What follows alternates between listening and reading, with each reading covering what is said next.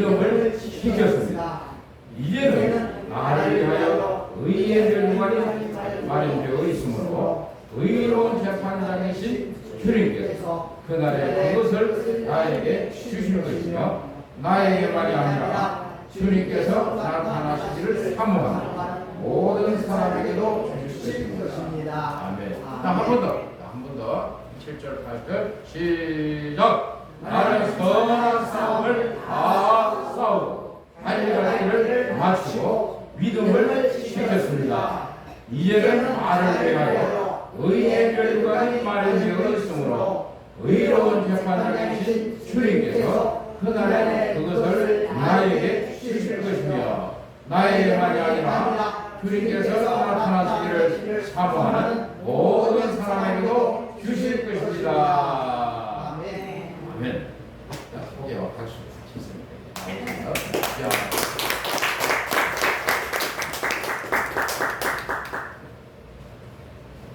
안녕하세요. 저는 제가 그러한 사랑교회를 예전부터 알고 있었어요. 왜냐면 제가 군청교회에서 11년 동안 청년 시절을 보냈거든요. 군청교회에서 분리개척했다는 소리를 이제 군청교회 그 형제들은 많이 이제 교제를 하다 보니까 이야기를 들어서 이제 항상 거기가 김포 하사랑교회는 군청교회에서 분리개척했다 이 얘기를 듣고 이제 항상 마음속에 생각을 하고 있었어요. 근데 이제 목사님도 저를 목사님을 지금 우리 교회에 오면은 제가 예전에 교회 사무실에 근무를 했었어요. 그래서 이제 알는데 사모님은 저를 잘 모르시더라고요. 내가 이제 우리 교회에서 이렇게 오면서 저도 참 하나님께서 왜 여기 보내셨을까. 제가 제사장님께 30년째 지금 같이 생각을 하고 있습니다. 저는 아마 하나님께서 여러분에게 또 저를 통해서 하실 말씀이 있으실 거라고 생각하고 제가 이 자리에 섰습니다. 우리가 다 같이 이제 먼저 기도하고 시작하겠습니다. 참 좋으신 하나님, 우리 아버지가 되어주셔서 감사합니다. 네. 언제나 우리를 사랑하시는 예수님, 우리의 주인이 되어주시고 우리를 구원해 주셔서 감사합니다. 네. 따스하신 성령님, 1분 1초도 우리를 떠나지 않으시고 동행해 주시고 우리를 보호해 주시며 감사드립니다. 네. 오늘 주님의 날에 그로한 사랑교회에서 주님의 백성들과 함께 예배할 수 있는 은혜를 주셔서 감사합니다. 사랑하는 그로한 사랑교회를 만세 전에 주님의 계획 가운데 세워주시고 지금까지 인도하여 주셔서 감사합니다. 이 교회를 통하여 주님의 이름이 높임을 받으시고 주님의 나라가 확장되며 주님의 뜻이 이루어질 수 있기를 기도합니다. 목사님과 사모님 그리고 모든 성도님들이 하나가 되어 주님 오시는 그날까지 주님 기뻐하시는 교회로 세워나가도록 도와주시옵소서. 부족한 저를 이 자리에 서게 해주셔서 감사합니다. 저를 통해 주님의 행하신 일들을 나눌 때에 이곳에 있는 모든 이가 하나님을 찬양하고 영광을 돌릴 수 있기를 기도합니다.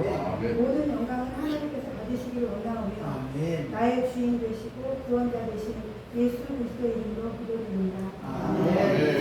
찬양을 준비 찬양을 하면서 제가 이렇게 다 찬양 은혜가 되는데 가장 이렇게 마음에 드는 그날이 도적같이 임한다. 제가 요즘에 시대를 보면서 느낀 게 주님을 더 모시겠다.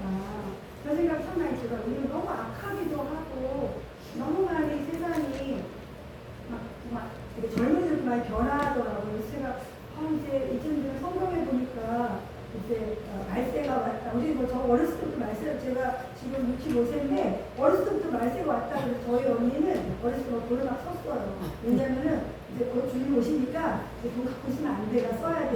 제가 어렸을 때 이제 초등학교 때도 그렇게 언니가 그래가지고 그랬는데 주님 오시지 않았어요.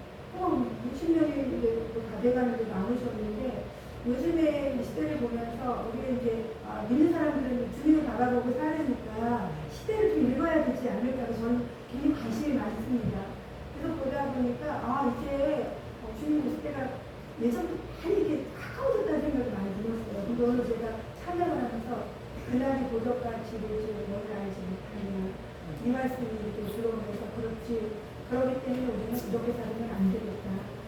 주님께서 우리를 부르셨는데 어떻게 왜 부르셨을까 생각하고 살아야 되지 않나 하는 것에 대한 관심을 하기 많이 했습니다. 저는 제자상님교회 홍콩목단 목로로 섬기고 있는 은희경 권사입니다. 10월 20일경에 제가 요양보호사 일을 하고 있는데 목사님께서 카톡을 보내셨더라고요. 평소 제가 주보 사역을 제가 목사님 보내주시면 제가 주보를 다 적고 이런 거 제가 다 하고 있어서 주보를 보내주셨다는 톡이 있구나라고 생각하고 보았는데 다시 톡이 왔어요. 9월 1일에 주화사랑교회 간증을 가져오라고 하시면서 간증할 내용도 말씀해 주셨습니다. 순간 제가 너무 당황을 했습니다. 제가 가장 하기 싫어하는 게 뭐냐면 세 가지가 있는데 많은 사람 앞에 서는 거. 저는 그걸 너무 싫어합니다. 우리 교회에서도 유명한 거죠. 그 다음에 음식을 만드는 걸 너무 싫어해요. 왜냐면은 설거지도 좋아하고 청소도 정리정돈을 제가 굉장히 잘하는데 음식 만드는 걸 원래 싫어했어요.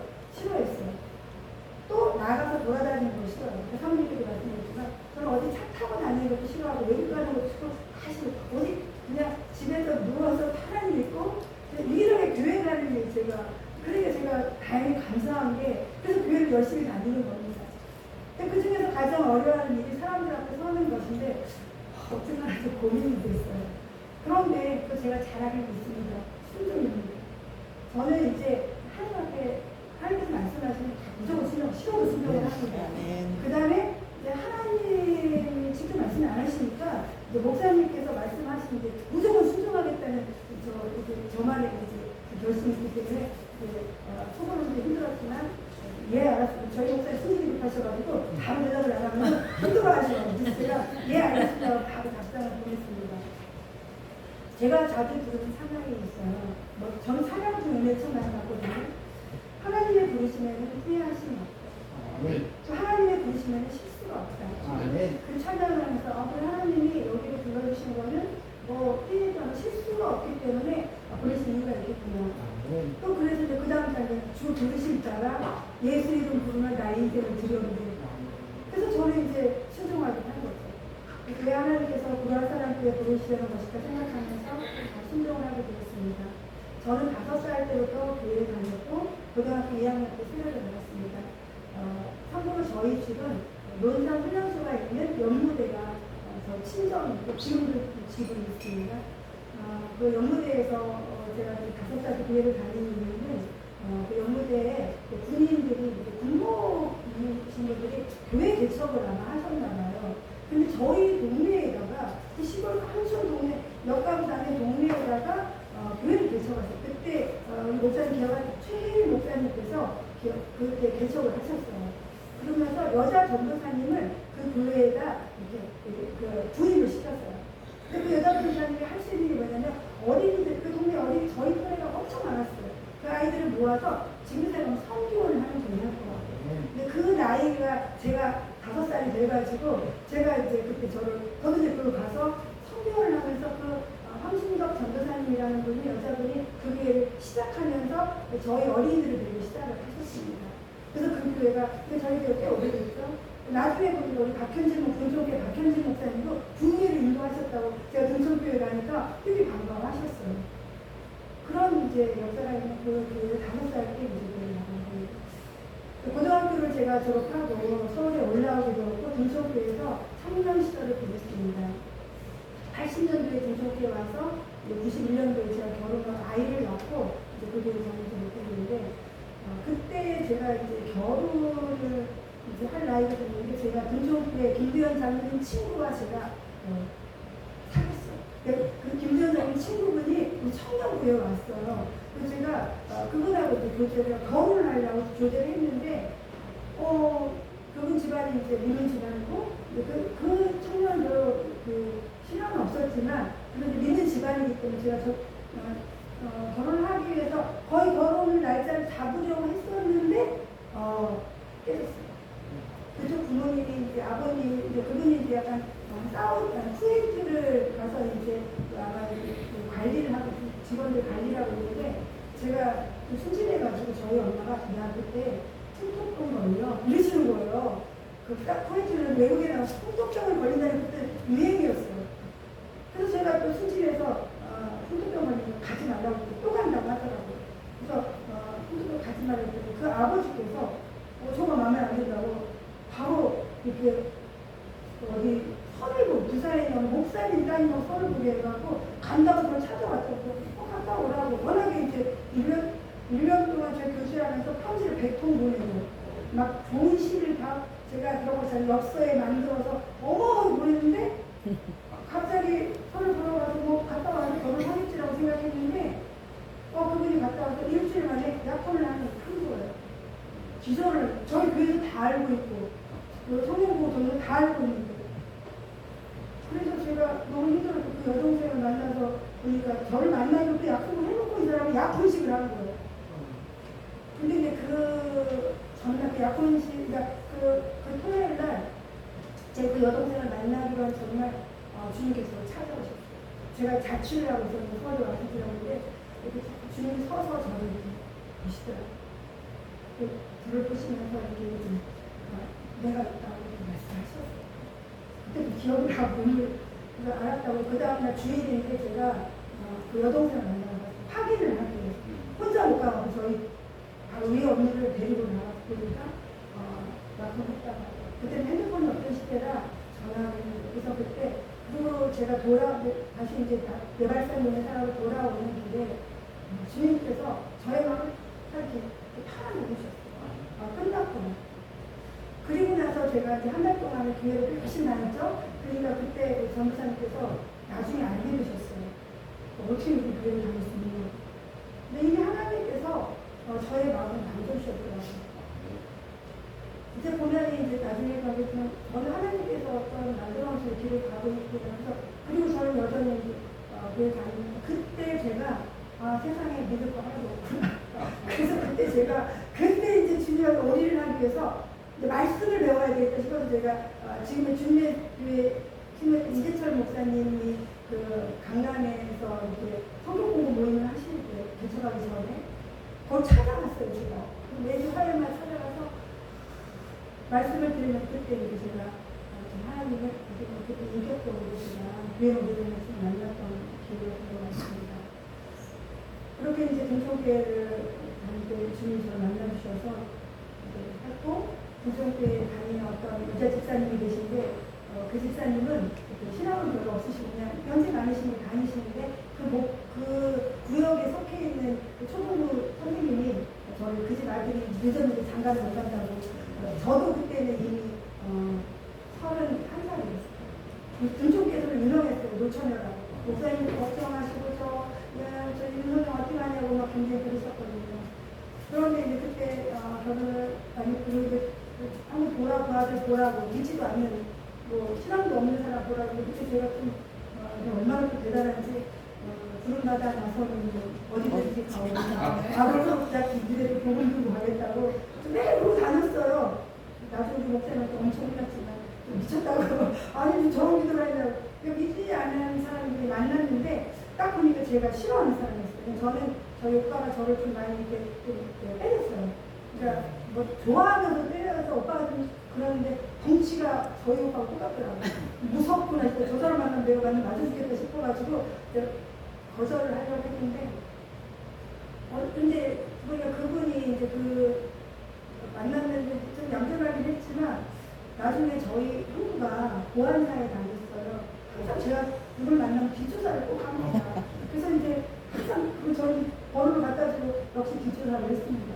그랬더니 보니까 이렇게 상상할 수 없는 이렇게 우리 가족들이 볼 때는 어이가 없는 공부도 별로 한 게 없고 직장도 제대로 없고 뭐 그래서 이제 저희 언니하고 언니들 형부랑 달리고 그래서 저는 이제 그런가 보다 하고 있었는데 어느 날 하나님께서 찾아오셨어요. 야, 너 예수 믿는 사람 맞냐? 너가 나를 믿는다고 하면서 그 조건 따지고 저 조건 따지면 어쩌라고 그러시는 거예요. 그래서 제가 수요일 때 기도를 드리고 수요일 때 그때 주일에 제가 기도를 하다가 하나님 맞다. 내가 예수 믿는다고 건 아니다 싶어서 제가 집에 먼저 전화를 했습니다. 그리고 다시 이제 만났더니 이제 그분이 하니까 이제 자기는 이제 그런 조건을 따지면 눈치를 챘다고 하더라고요. 그래서 이제 결정을 나보고 하라고. 그리고 제가 또 이렇게 마음이 그래서 그러면 우리 엄마가 허락을 하면 하겠다고 하니까 또 이제 딜을 했죠. 엄마가 이제 시골에서 엄마가 권사님이셨는데 굉장히 신실하신 권사님이셨는데 엄마가 그 올라가서 기도를 하고 고속버스 기도를 하시고 올라가는데 버스가 연착이 돼가지고 8시에 만나겠는데 9시가 넘어서 있었어요. 10시나 돼서 이제 그 카페에 도착을 했더니 혼자 앉아있더라고요. 저희가 막 성질이 좀 급하세요. 저 친구. 그래가지고 딱 보시자마자 해라 가자. 딱 끝이었어요. 그래서 그때가 1월이었는데 3월에 결혼했습니다. 네. 결혼했는데 너무 힘들었습니다. 신앙이 없다 보니까 저와 이렇게 앞남이 너무 많았어요. 그래서 많이 힘들었지만 지금은 우리 교회에서 초대 장로이고 저랑 같이 목자를 하고 있는데 굉장히 신실한 주님이셨습니다. 몇 년 전에 김지정 목사님 저희 교회 부흥에 오셔서 말씀하시기를 하나님이 나를 세상에 보내신 목적이 있는 것은 퍼즐을 맞추어가는 것 같다고 하셨습니다. 퍼즐은 다양한 종류가 있는데 어떤 것은 이렇게 몇 개 안 되는 작은 퍼즐도 있고 또 100개가 넘지 막 작은 한 같은 퍼즐도 있습니다. 저의 지금까지의 삶도 주님께서 퍼즐을 맞추어 가듯이 하나하나 맞추어 가시는데 어느 하나도 중요하지 않은 것이 없었다고 생각을 하면서 살고 있습니다. 나를 위해 하나님께 준비해 놓으신 퍼즐은 어떤 것일까 생각하면 날마다 삶이 기대가 되고 감사합니다. 제가 아까 말씀드린 저는 95년에 이제 1995년 6월에 제3교회가 개척해서 예배당을 만들고 제가 한 6개월 있다가 제가 제3교회에 오게 되었습니다. 중중에서 사역을 하다가 딸이 태어났는데 또 임신이 된 거예요. 제가 32살에 임신, 이제 애를 낳고 3살에 연년생을 낳는데 임신을 되니까 중중교회에 나가는 게 어렵더라고요. 그래서 이제 구역장님한테 원래 박hinho 목사님 얘기하지 말라고 그러고 이제 저 혼자 이제 내발산 쪽에 있는 교회를 찾았습니다. 집 가까운 데 이제 교회를 찾다 보니까 개척교회가 있었어요. 그래서 개척교회를 만나서 열심히 사역을 했습니다. 나중에 보니까 그 개척교회에 또 이유가 있었는데 그 일을 또 하나님이 저를 통해서 하셨더라고요. 그런데 이제 한 3년을 사역을 하고 있는데 근데 교회가 너무 작다 보니까 거의 사모님하고 같이 각도하고 계속 했는데 한 3년 지났는데 영적으로 좀 많이 갈급했습니다. 제가 공급은 받지 못하고 사고 이렇게 내어주다 보니까 저도 이제 지쳐갔습니다. 그때 이제 청년 시절 함께 했던 분들이 이제 막 개척을 한 제자들을 소개해 주셨습니다.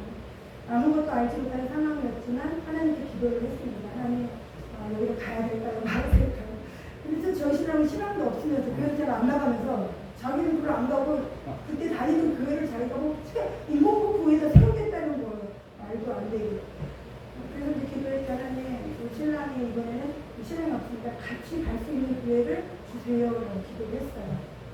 근데 이제 신랑이 한번 가보자. 그래서 이제 그것도 교회 목사님한테 얘기도 않고 몰래 무서워서 사모님께만 제가 저 어느 교회 한번 갔다 오겠습니다. 그리고 제가 그 교회를 찾아서 제자 선생님께도 막 그때 길도 묵자라는데 거기 찾아갔습니다. 가는데 그때 당시 목사님 얼마나 뜨거우셨겠어요. 개척을 하셔서 막 지금 뜨거우신데 엄청 뜨거워서 너무 행복했습니다. 말씀으로 공부를 하고 행복해가지고 제가 오후 예배 등록을 했습니다. 그때는 오전 예배, 오후 예배에 그냥 저희 4식구. 그때 우리 교회가 한 10명도 안 됐는데 저희 딸, 아들, 남편, 저까지 4명에 등록을 했습니다. 사모님 지금도 그날을 잊지 못하고 계시더라고요. 등록을 하고 왔더니 그 다음날 그쪽 목사님이 찾아왔어요. 저를 엄청 혼내시고 막 화가 나셔가지고 한 4년 넘게 그 같은 동네 사는데 알지 않으셨어요. 나중에 그 목사님하고 얘기했지만 그때는 막 서운하기도 하고 그렇게 같이 붙어 살았는데 이럴 수가 있을까. 그때 이제 하나님께서 갈 바를 알지 못할 때 아브라함의 얘기를 아브라함도 갈 바를 알지 못하고 갔잖아. 내가 너한테 거기 위에 가서 약속해줄게. 그 약속을 믿고 제가 결단을 오게 됐습니다. 우리 대단히 그렇게 공급이 안 되다 보니까 목사님께 말씀을 드렸어요. 목사님 사역을 너무 하니까 제가 지쳤다고 생각을 한 거죠. 목사님 저는 예배만 드리고 갈 거니까 저 건들지 마세요. 우리 목사님 힘드셨겠지만 부끄러워 하시더라고요. 그런데 이제 저희 생각해보니까 사역을 하지 않았더라면 아마 주님이 준비해 놓으신 퍼즐을 맞춰주지 않았을 것이고 그냥 버려졌을 것이라는 생각을 합니다. 사역의 축복이라는 말이 정말 맞습니다. 사역을 하지 않았더라면 이렇게 감사하고 행복한 삶은 주어지지 않았을 것입니다. 지금의 제가 이렇게 하나님의 부르심을 순종하고 사는 것은 바로 제자 삼는 데 오는 이유입니다. 원래는 이런 사람이 아니었습니다. 누구 말도 듣지 텐데 늘 가르쳐주시고 훈련해주신 여성의 목사님 덕분에 지금의 제가 있습니다. 아마 15년 동안을 제가 남편을 불평했던 것 같아요. 똑같은 레파토리로 목사님한테 만나기만 하면 나서는 숨을 것 같아요. 너무 힘드니까. 근데 목사님은 그걸 정말 한 번도 그냥 어떻게 혼내기도 하셨지만 다 받아주셨던 것 같아요. 제가 좀 느낄 수 있었지 않나 싶습니다. 오늘 간증을 준비하면서 주님께서 나를 구로 핫사랑교회에 왜 보내셨을까 기도하면서 하루하루를 지냈습니다. 구로 핫사랑교회가 어떤 분인지도 모르는데 어떻게 해야 하느냐고 주님께 매일 물어보았습니다. 그때 주님의 음성은 그곳에 나를 위해 살아가야 할 그 누군가 있을지 모른다는 것이었습니다. 제가 주님께 쓰임을 받듯이 주님이 세우시기를 원하시는 그 누군가가 있을 것을 기대하는 마음으로 감사합니다.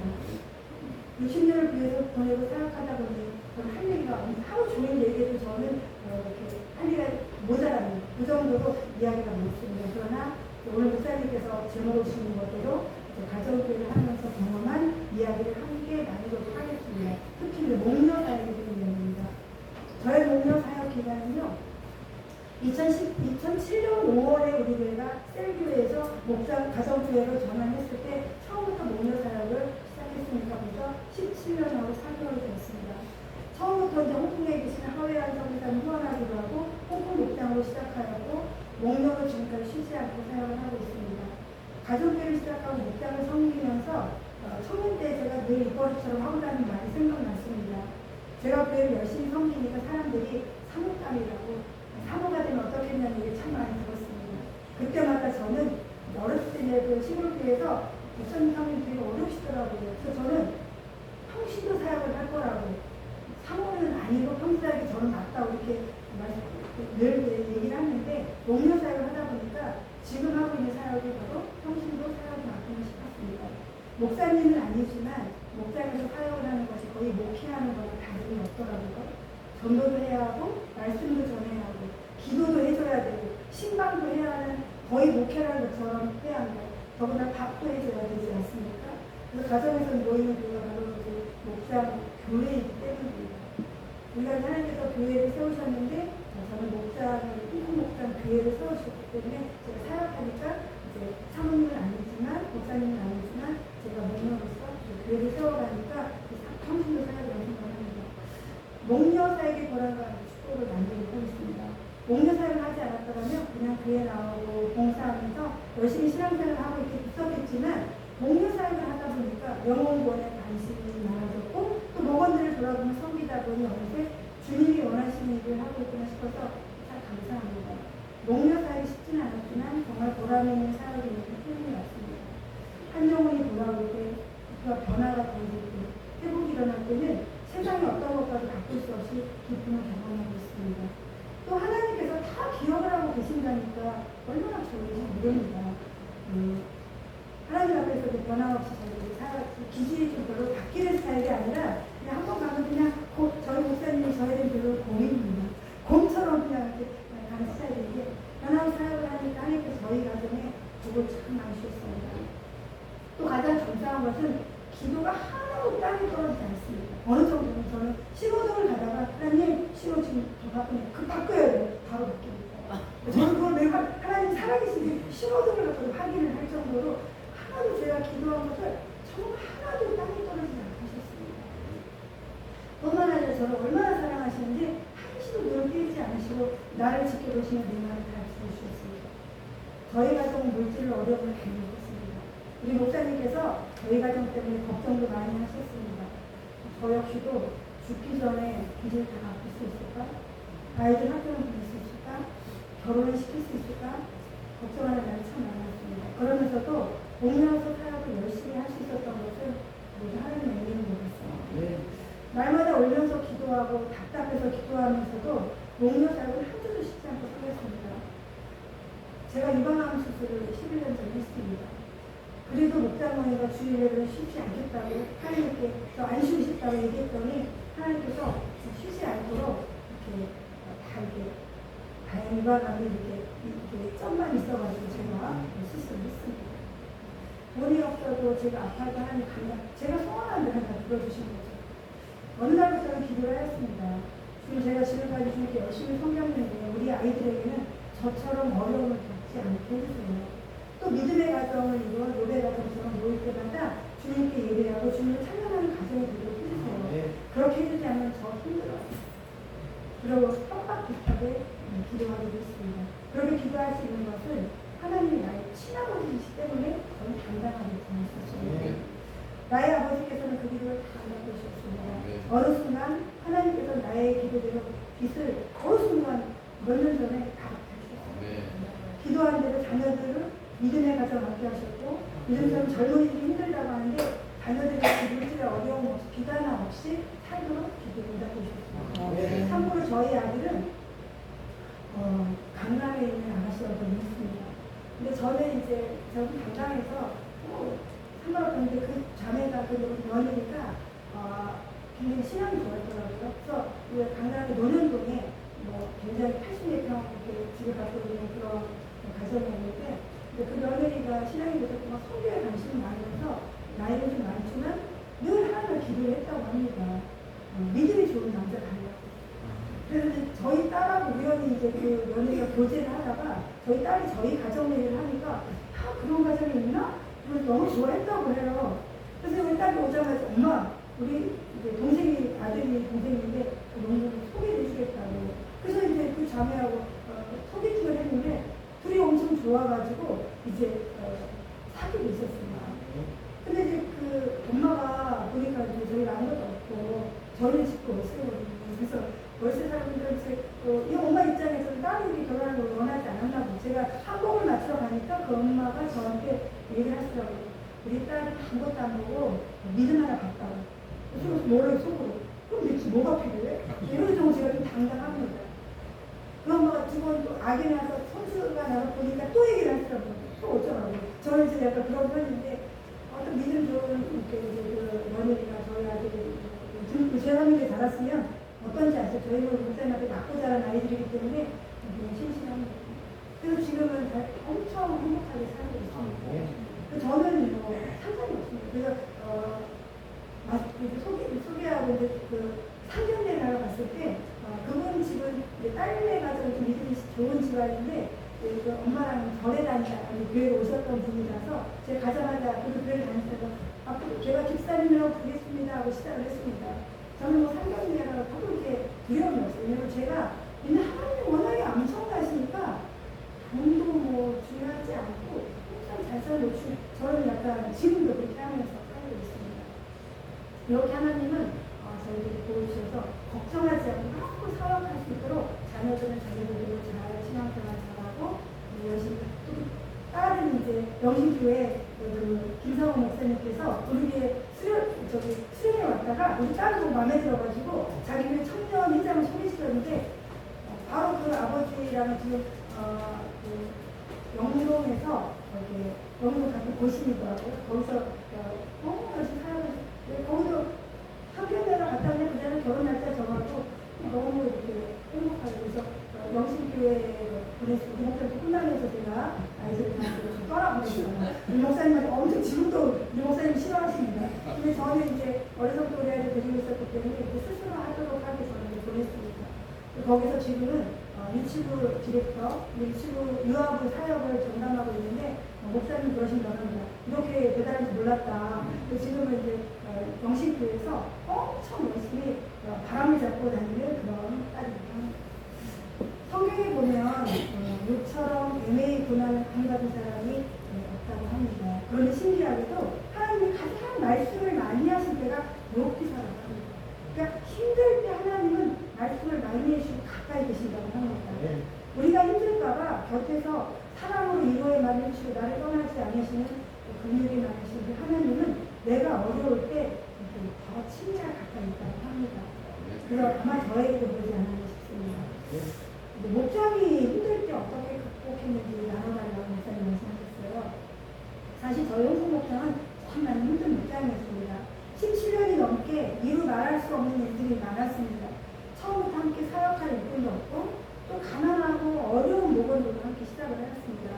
제가 어려움을 겪을 때였으니까 신기하게도 제가 어려움을 겪는데 영혼들을 많이 붙여줬어요.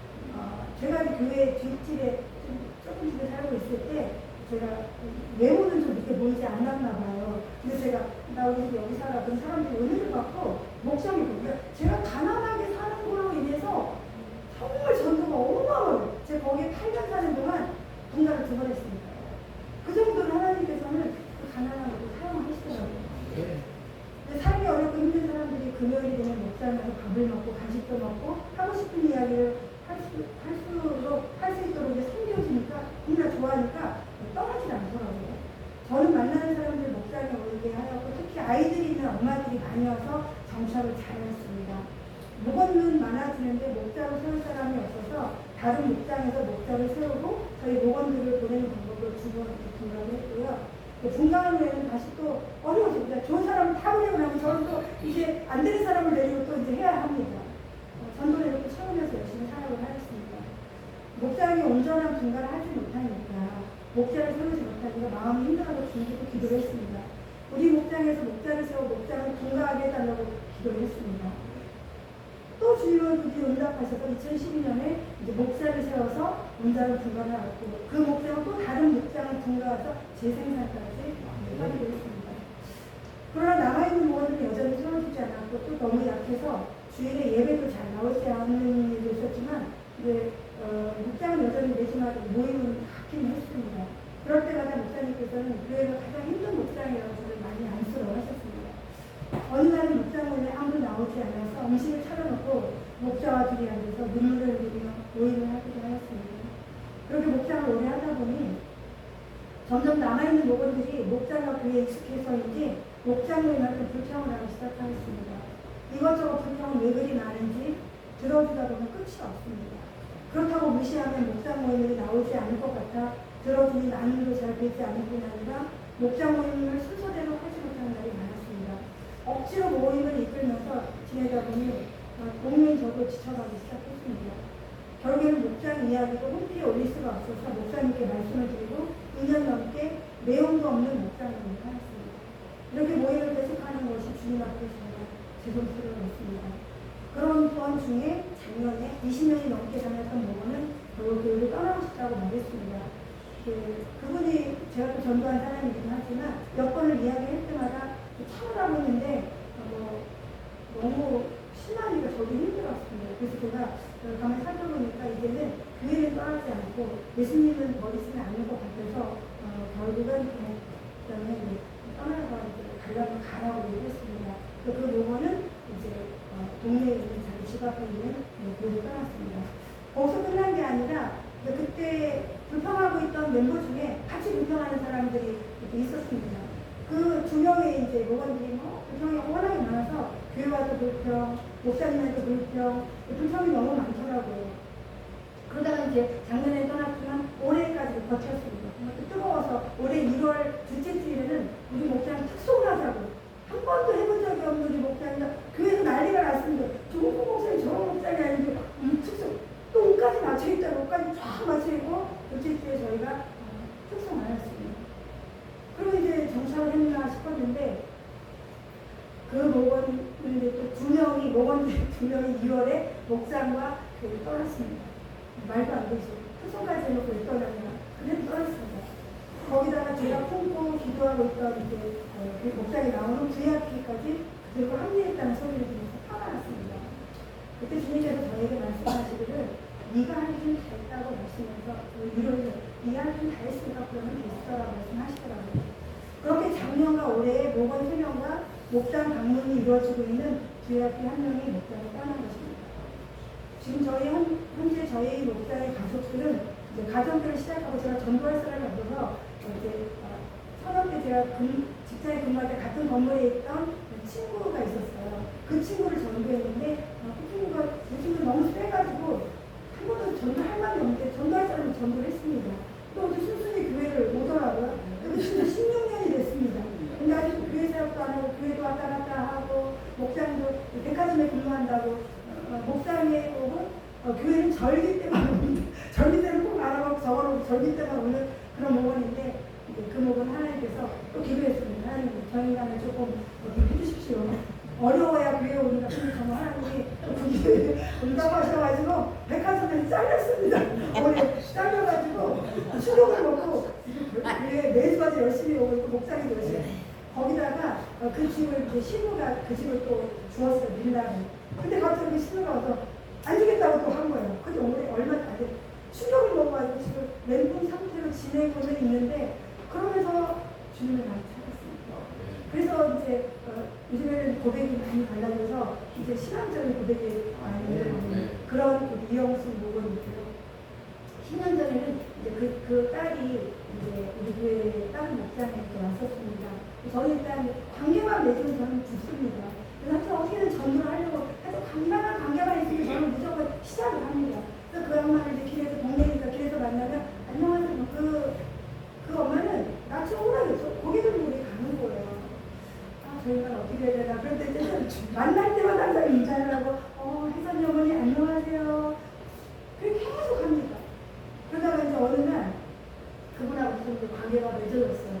이제 목장에 초대를 했습니다. 근데 이제 그 목장에 초대하는데 오기는 오는데 남편의 가발을 줘야 되고 남편을 막 자기가 안 해도 되는데 꼭 한다고 남편이 못 가게 하면 오지를 않는 거예요.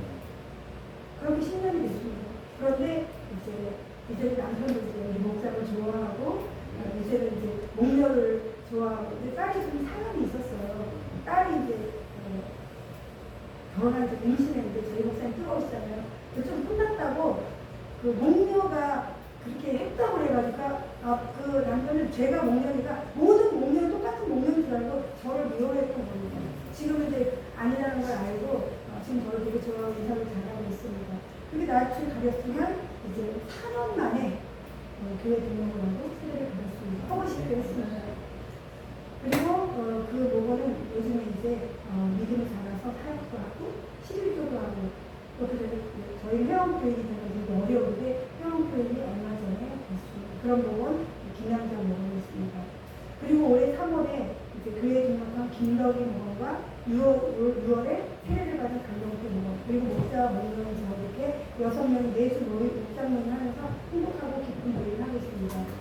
불평이 많았던 목원들이 목장과 교회를 떠날 즈음에 주님께서는 생각지도 않은 목원을 붙여주셨는데 그가 누구냐면 시각장애인 딸과 사이가 시각장애인입니다. 그리고 2명의 손자와 함께는 한 김덕희 목원이었습니다. 딸과 함께 다리를 다니다가 마곡동을 이사를 하게 되어 교회를 찾고 있었을 때 이제 유튜브에 같이 활약하는 선생님이 이제 그 목사님이 그 엄마를 전도하기 시작했습니다. 딸을 전도하기 시작했습니다. 유튜브에 아이가 둘이 있어서 유튜브에 애들이 먼저 나오기를 전도해서 성경학교 때 아이들이 전도해서 우리 애들이 너무 좋아하는 겁니다. 그래서 이제 아이들이 교회 오니까 엄마도 교회 오고 그 사이도 딸도 사이도 와서 목장에 등록하고 잘 다니고 있었습니다. 근데 엄마는 딸이 시각장애인인 거 창피하다고 우리 교회 안 오고 그 전에 목장을 아마 그 열방집이라는 교회를 다녔는데 그 교회에서 목장을 같이 하는데 너무 힘들었다고 합니다. 그래서 난 딸하고 같이 하는 게 싫으니까 이제 가지 않겠다고 해서 교회에 오지 않겠다고 했어요. 그래서 저는 그냥 뭐 그러라고 이렇게 하고 이제 그 딸하고만 이제 대접을 계속 했죠. 시각장애니까 막상 시각장애인 저는 되게 어려울 줄 알았는데 교회 왔는데 자기들이 너무 잘하는 거예요. 저는 우리 처음 와서 시각장애인 어떻게 해야 되나 근데 와서 보니까 그 딸은 말씀도 좋아하고 신앙도 좋고 열심히 와서 신앙생활을 잘하고 있었습니다. 근데 김덕희 목원이 시각적인 딸과 이제 사이가 정착을 하고 천자들이 교회를 너무 좋아하는 거예요. 그 모습을 보면서 우리 교회 같은 생각이 좀 났대요. 그래서 우리 교회 나오려는 마음이 없었길래 그 목장을 바꾸자. 그래서 저희 목장을 초대를 했습니다. 저희 목장이 오라고 해서 저희 목장에 오기로 해서 어느 날 목장에 나왔습니다. 처음 목장에 나와서 덕희 목원은 눈물을 흘리면서 힘들었던 삶을 다 내놓고 이야기를 했습니다. 우리 목원들도 덕희 목원의 이야기를 들어주고 공감을 해주니까 그 이후 김덕희 목원은 3월에 목장과 교회 등록을 하였습니다. 그리고 김덕희 목원과 사귀고 지내는 사람이 있었는데 아마 이제 딸이 이렇게 시각장애인 걸 알고 이혼을 당하고 갔습니다. 그래서 이제 혼자 딸을 키웠던 덕희 목원인데 한 15년 전에 이제 산악회에서 만났던 형제가 있는데 그분까지 사귀고 있었습니다. 아까 걱정이 됐습니다. 이렇게 결혼을 하지 않은 사람들이 들어오면 또 불편할 것 같았는데 일단 저는 또 만나면 이제 전도를 해야 되기 때문에 이제 목장에 이제 오기로 이제 기도를 했습니다. 그분은 집안 받는다고 하였고 절대로 교회에 올 사람이 아니라고 하면서 김덕기 목은 안 될 거라고 하였습니다. 그러나 저는 무조건 그들을 전도하기로 하고 목장에서 또 함께 기도를 시작하였습니다. 내 이름을 불러가면서 기도하면서 기회가 되면 목장에 초대를 하기로 하고 기회를 엿보았습니다. 5월 어느 날 덕이목원이 목장에 오는 시간에 오늘은 초대를 해보자는 제가 집 앞으로 나갔습니다. 집 앞에 차를 대고 있길래 경태씨 반갑습니다 하고 인사를 하고 식사를 같이 하자고 했더니 뜻밖의 따라오는 것입니다. 우리 목자가 너무 놀라서 함께 식사하고 행복한 교제를 하였습니다. 나중에 간증을 세례 간증을 하게 되더라고요. 어느 등치 큰 사람, 목소리 우렁찬 사람이 나와서 가자고 해서 무서워 따라왔다고. 근데 저희 신랑이 이렇게 저희 목자 남편이 이렇게 덩치가 크고 막 굉장히 좀 무섭게 생겼어요. 그 교회에서는 간증하니까 아 장로님을 말하나 보다 했더니 저를 말하면서 그랬다는 거예요. 아 하나님께서 그 기도원이 이렇게 저 전쟁을 할 때 그렇게 보이게 하신 것처럼 하나님이 저를 그렇게 보이고 너무 무서워서 따라왔다는 거예요. 그래서 참 그걸 보면서 우리에서 아주 다들 웃고 했는데 그렇게 이제 목장에 왔습니다. 그 이후 강경태 목원은 밥이 맛있다고 하면서 매주 목장 모임 오게 되었고 6월에 교회에 등록하고 소리를 받게 하셨습니다. 지금은 김덕기 목원과 함께 생명의 창공부를 수강하고 있는 중입니다. 나중에 경태 목원이 말하기를 목장에 한번 와보고 참 편하기도 와보고 싶었다고 합니다. 그런데 아무도 자기를 가자고 하지 않았다고 합니다. 그런 고백을 들으면서 우리의 사람들은 초청을 해주기를 은근히 기다리고 바랄 사람이 가는 것 같다는 생각을 하게 됐습니다. 우리가 불편해서 말을 하지 못하는 것이지 영혼들은 주님 앞에 오기를 원하고 있다는 사실을 경태목원을 통해 들어왔습니다. 그뿐 아니라 김덕기 목원은 영적으로 갈급해하는 분이라 목장에 기도도 열심히 하고 말씀과 찬양을 참 열심히 합니다. 그러다 보니 목원들이 전혀 영적으로 세워지는 목원들이 참여를 하고 같이 막 기도하고 같이 찬양을 하다 보니까 기도 응답을 매주 경험하고 있습니다. 또 나름도 기뻐지고 서로를 아끼고 격려해주는 목장이 되니 모임에 나오는 것을 모두가 즐거워하고 막 행복해합니다. 물론 매주일마다 교회 나와 또 교회도 매주일마다 나와서 함께 예배하며 사람들이 말합니다. 성도들이 홍콩목장이 이전에 보지 못하는 모습을 변화가 된 걸 보면서 목사님과 성도들은 홍콩목장 너무 좋겠다고 지금 현재 많이 부러워하고 있습니다. 그리고 목장 이야기를 다시 쓸 수 있게 되었습니다. 이전에 맛보지 못한 진정한 홍콩목장 교회로 회복이 되었고 사역의 자리도 점점 나아가고 있습니다. 이제는 목원들이 교회 설거지도 하고 지난주에는 주일 식사 중에도 목원들과 함께하면서 다른 지체들과 교제를 하였습니다. 그동안 힘들었던 개혁은 없어지고 이제는 이렇게 목원들과 함께 사역하는 날이 올 수 있음에 얼마나 감사한 일입니다. 그래서 전공을 어떻게 지금 하고 있는지 저는 전도를 쉽다고 말합니다. 많은 분들이 전도를 하면 꼭 열매를 맺어야 한다는 생각을 하니까 전도는 어려울 수밖에 없습니다. 그러나 누구를 만나든지 처음 만나면 예전에는 예수님을 믿으셔 했는데 그걸 잘 모르더라고요. 저는 이제 그 사람이 교회에 다니는지 알아야 되기 때문에 교회에 다니시나요? 하고 묻고 교회에 다니지 않는다고 하면 그때부터 관심을 갖고 만나기 시작합니다. 관계가 맺어지면 교회에 대한 이야기를 하거나 하나님께서 저를 통해서 하신 얘기를 이야기합니다. 여러 사람들을 만나서 이야기를 하다 보면 거의 잘 되고 오픈합니다. 우리 한국 사람들 그렇다고 하더라고요. 세 번 만나면 다 오픈한다고 합니다. 또 어려운 일도 많이 있더라고요. 그때는 기도해 주겠다고 말하고 생각날 때마다 연락을 하는 것입니다. 사실 전도가 쉬운 일은 내가 하는 것이 아니기 때문입니다.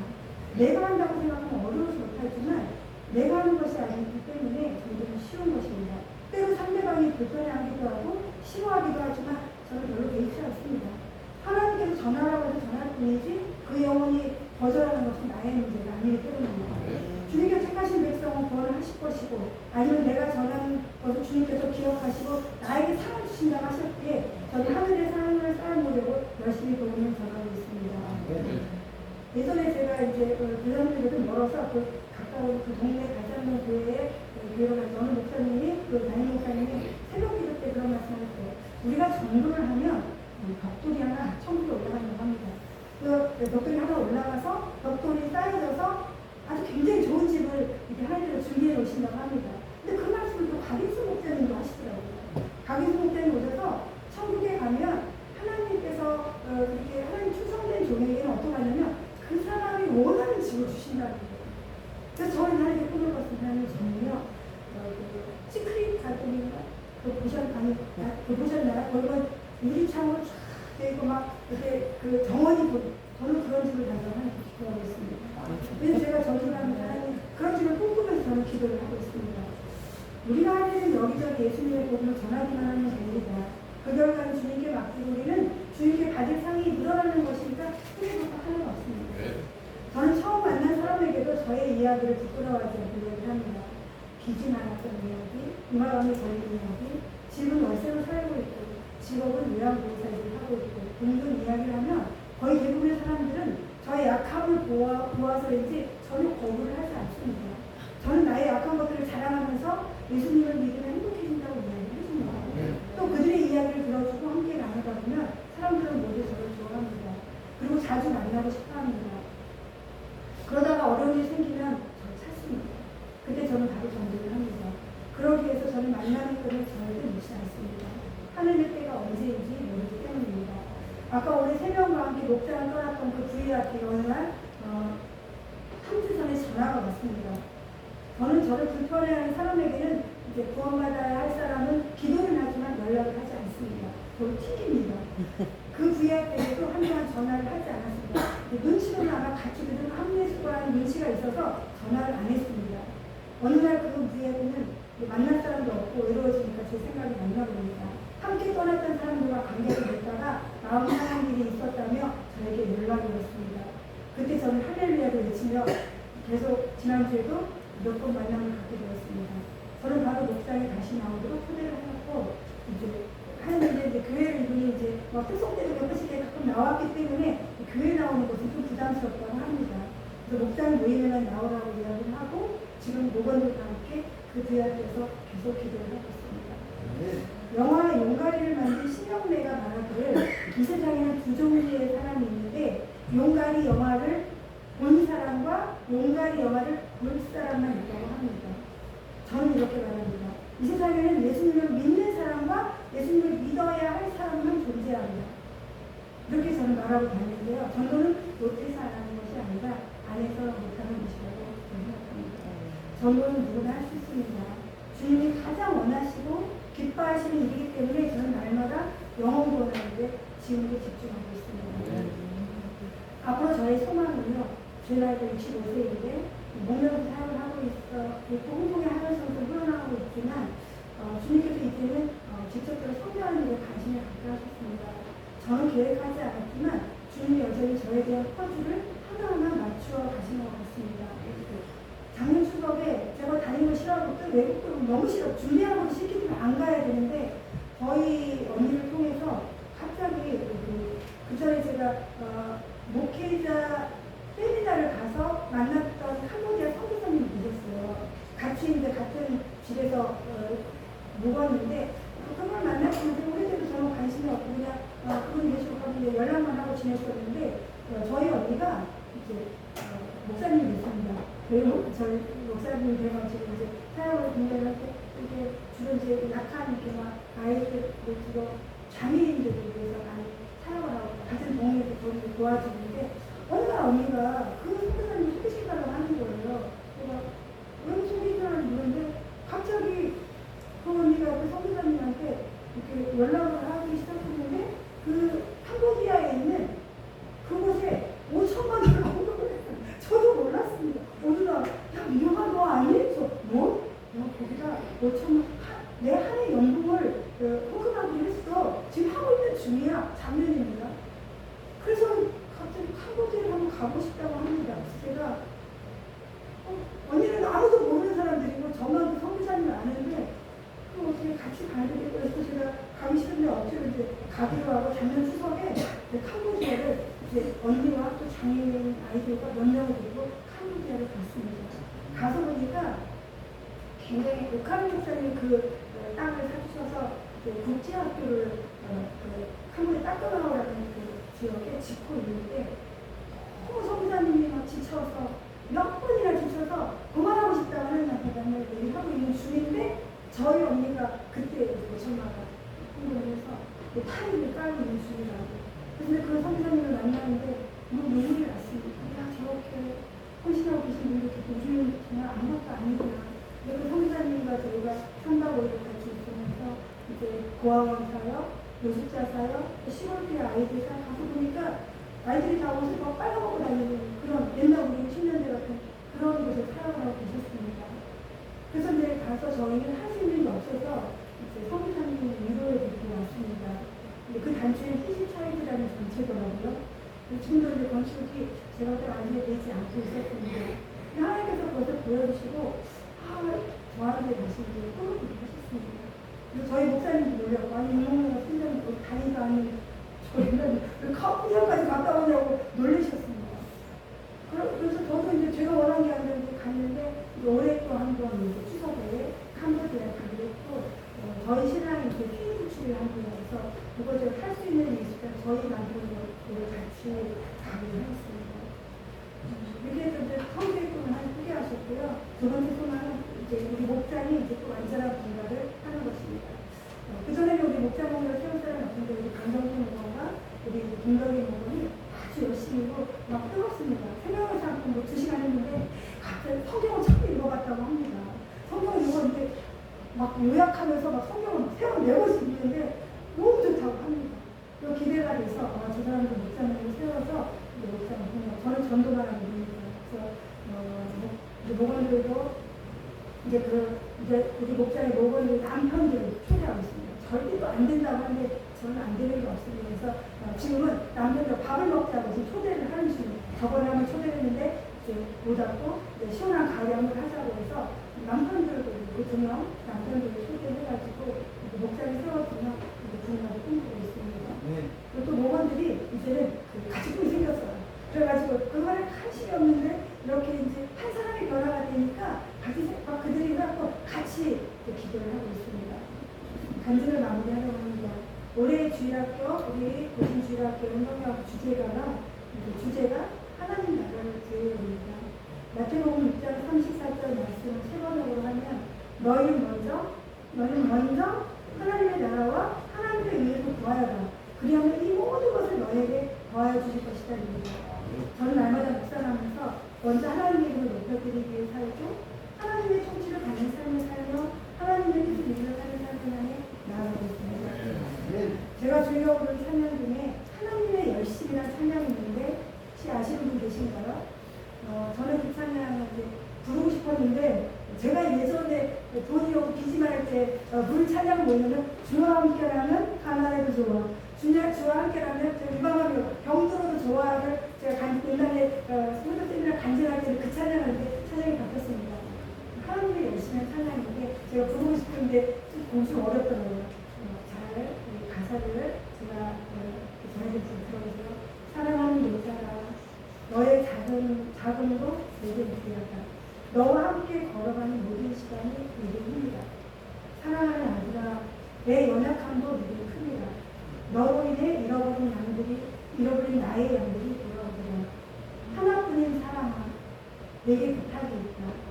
길 잃어 지친 영혼 돌아오라. 나의 품으로 안기어라. 조금 느린 듯해도 기다려주니 조금 더딘 듯해도 믿어주시니 네가 가는 길이 절대 헛되지 않으니 나와 함께 가자. 앞이 보이지 않아도 나아가 주겠니? 이해되지 않아도 사랑해 주겠니? 너의 눈물의 기도 잊지 않고 있으니 나의 열심으로 이루리라. 내게 그 땅을 부탁합니다. 그 찬양, 나가 찬양 들어보세요. 하나님께서 부족한 자를 통해 일하시고 싶어 하시니 얼마나 감사한 주님입니다. 이루시는 것은 주님의 열심으로 이루신다고 하셨으니까 저는 주님만 따라서 나아가려고 합니다. 혹시 유튜브에서 삐약이 신유빈에 대해서 혹시 보신 분 계십니까? 저는 이걸 몇 번 봤습니다.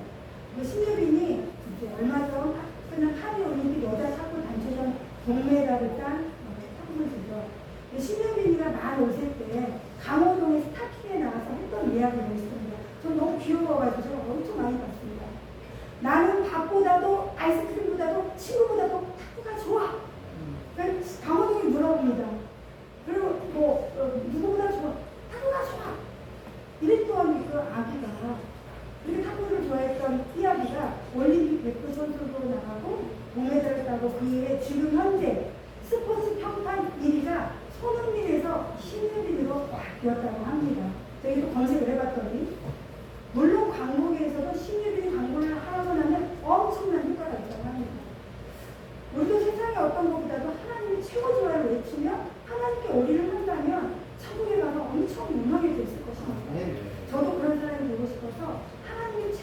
것이며 주님의 기쁨을 위해 살아가고 있습니다.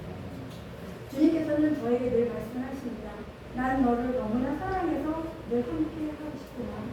나같이 가난하고 병들고 연약한 자를 쓰시겠다고 부르셨으니 이 얼마나 감사하지요. 이 세상을 창조하시고 세상의 주인이신 하나님께서 만듭니다. 그래서 저는 오늘 목사님 읽어주신 말씀처럼 나는 사는 싸움을 다 싸우고 달려갈 길을 마치고 믿음을 지켰습니다. 이제는 나를 위하여 이 멸류관이 발현되어 있으므로 의로우신 재판장이신 주님께서 그날에 그것을 나에게 주실 것을 믿습니다. 를 외치며 나의 남은 삶을 살아가자고 애쓰고 있습니다. 또 하나님이 말씀하셨습니다. 의의 멸류관을 나에게만 있는 게 아니라 주님께서 나타나시길 사모하는 모든 사람에게 주실 것이라고 말씀하셨으니까 우리 부러워할 사람들의 성도님들이 저와 같이 사모하면서 이 길을 가실 수 있기를 기도합니다. 지금까지 제 간증을 할 수 있도록 도와주시고 인도해주신 하나님께 감사드리며 부족한 간증을 들어주신 모든 분들께도 감사드립니다. 부러워할 사람들의 성도님 모두 하늘도 많이 가겠습니다.